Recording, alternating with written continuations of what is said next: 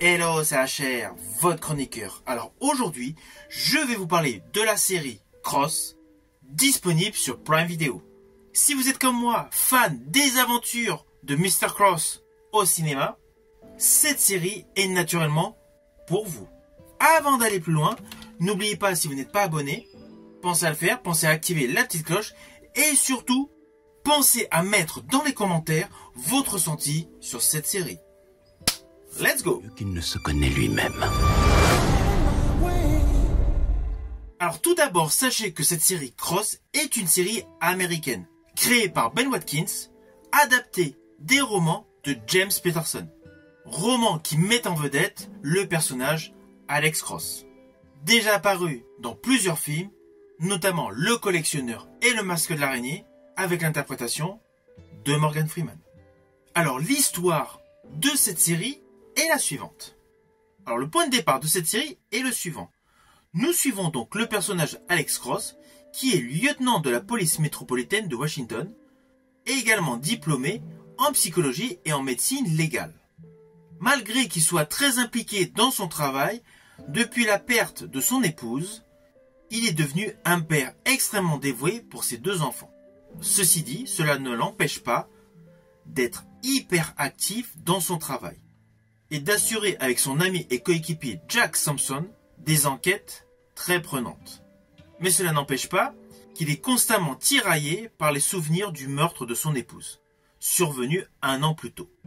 Ainsi, à la suite de ce postulat qui est présenté en préambule du premier épisode, le lieutenant Cross et son équipier sont mis sur une enquête particulière. Un certain Goodspeed, un homme afro-américain, retrouvé mort dans un véhicule suite à une overdose.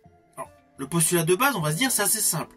Or, l'action est en pleine période Black Lives Matter, et de surcroît, l'homme supposé suicidé, Goodspeed, Alex Cross pense qu'il a été assassiné. Pourquoi ?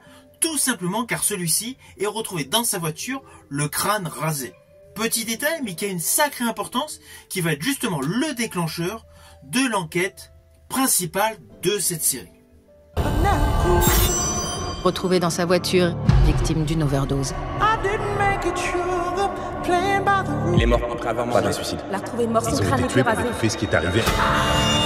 Alors, outre le fait de ce crime qui devient de plus en plus évident, le lieutenant Cross a réellement un sentiment de pression qui va augmenter car apparemment une personne sait beaucoup de choses sur l'assassinat de son épouse. De ce fait, dès le début de cette série, il y a plusieurs arcs narratifs extrêmement prenants. Alors perso, j'ai apprécié cette série, mais il faut reconnaître quand même une chose. Les 2 premiers épisodes ne sont pas les meilleurs de cette série. Et je pense que certaines personnes ont dû décrocher au bout des 2 premiers épisodes. Pourquoi ?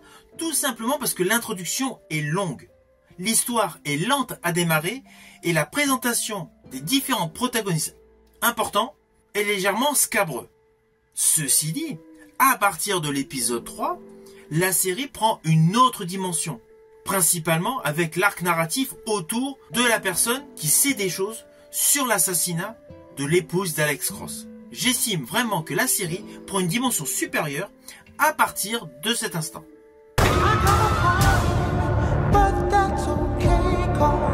Alors concernant le personnage Alex Cross, il est interprété pour la série par Aldis Hodge. Alors oui, sa carrure et son physique est radicalement antagoniste à l'interprétation qu'avait effectuée jadis Morgan Freeman. Morgan Freeman était plus dans la posture d'un personnage vieillissant,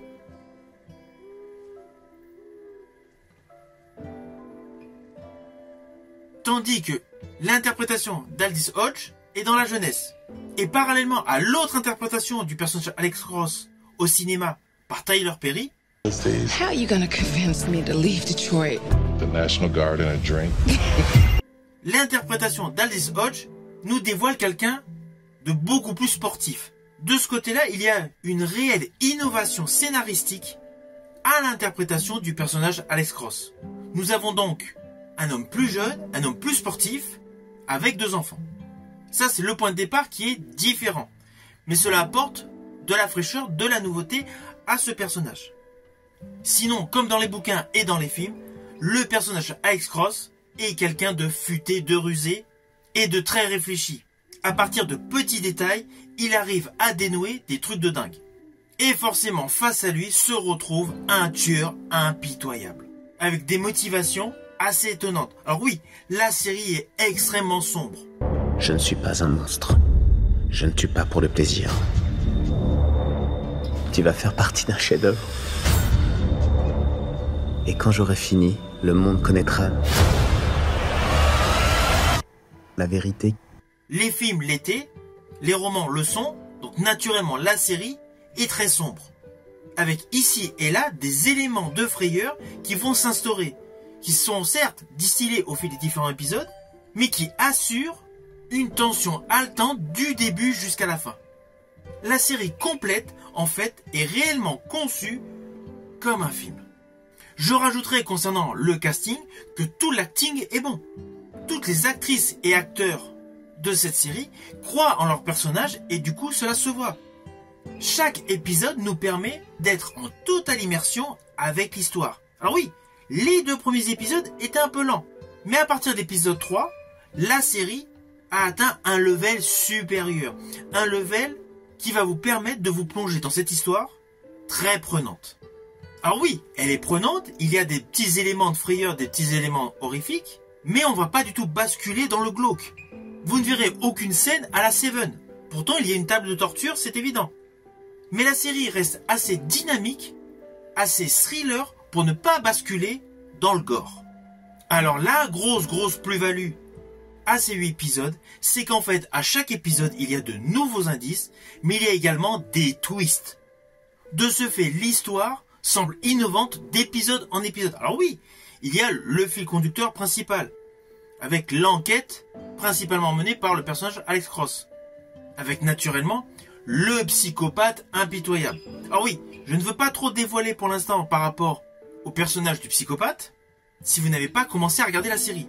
Mais celui-ci est interprété par un acteur de talent que vous avez pu voir jadis dans la série Blacklist. Je n'irai pas plus loin pour vous laisser la surprise de découvrir de quel personnage je parle et surtout de découvrir son talent mis en exergue dans cette série. Car on va pas se mentir, une bonne série ne se fait pas uniquement avec un excellent personnage gentil. Il faut forcément qu'il y ait l'antagoniste qui joue à la perfection. Et là, les 2 personnages principaux de cette série, c'est-à-dire le grand psychopathe et Alex Cross, assurent tous les 2 une réelle dualité haletante, au cœur d'un scénario doté d'une véritable richesse. D'où les rebondissements au fil des 8 épisodes. Alors, pour la petite histoire, sachez que cette série Cross va avoir une saison 2 suite à son succès important aux États-Unis. Par ailleurs, si vous voulez vous replonger dans les longs métrages autour de ce personnage Alex Cross, je vous invite à revoir Le Collectionneur sorti en 1997, porté naturellement par Morgan Freeman, suivi du Masque de l'araignée, toujours porté par Morgan Freeman en 2001, et du 3e opus, même s'il est un ton en dessous, mais qui était quand même bon, Alex Cross, sorti en 2012. Croyez arrêter cet homme? Ça ne fait aucun doute. Ah oui, je tenais à vous préciser, ce que j'ai préféré dans cette série est le fait que le personnage Alex Cross est hanté par ses démons. Celui-ci devient comme obsédé par le tueur, les tueurs potentiels qui gravitent autour de lui, tant sur les crimes actuels que sur l'assassinat de son épouse. Parce que je le connais mieux qu'il ne se connaît lui-même. Alors au final, naturellement, c'est une série que je vous invite à découvrir sur Prime Video. C'est une excellente série, je la trouve même meilleure que le film Alex Cross avec Tyler Perry. Mais bon, ce n'est que mon opinion perso. À ce jour, pour moi, les meilleurs films étaient les 2 interprétés par Morgan Freeman. Et bien cette série, Cross, avec Aldis Hodge, est selon moi, juste après. Naturellement, n'oubliez pas de mettre en commentaire votre opinion sur cette série. Quant à moi, je vous dis à bientôt pour une prochaine vidéo.